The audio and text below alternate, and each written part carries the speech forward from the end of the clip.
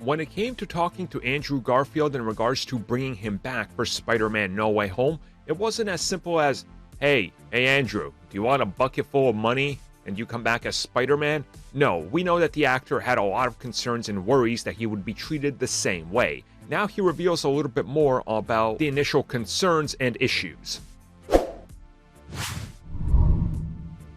So Andrew said that initially when he started to hear about this idea, that he was interested and he had plenty of concerns in regards to how it would be handled, how he would be brought back, the story, the elements, the fan service, all that stuff that pretty much everybody's talked about and covered, and you can see how he would have it.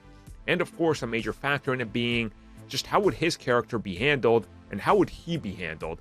And he said that first and foremost, when it came to talking about the story, the writers of the film had such a great idea that fit into the idea that he had for his Peter, which goes back on the old interview and video I made where he talked about how he wanted to take his version of Spider-Man and age him up and add this element of grittiness and character development that happen off screen, so the character has been through things, which is why he is the way he is. And he says that when it also came to the journey of who his Spider-Man is, that they understood it and that they came to him and were like, hey, look, we're going to talk about the Gwen thing. We're going to talk about these elements, but it's not going to be about your Spider-Man. It's in service of the other Spider-Man.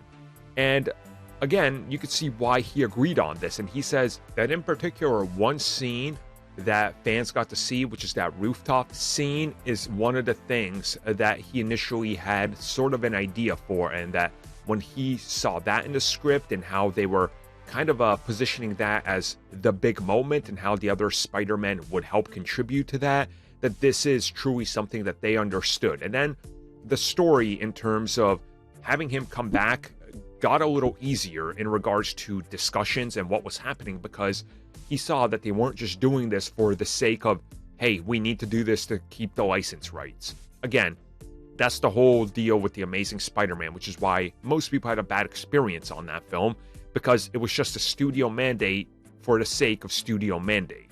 And he also did say that it was also about the passion he had for Spider-Man and the fans and everything else. It's just one of those things that he had concerns with the script very early on. The moment he heard, hey, they want to talk to you, he was like, oh no.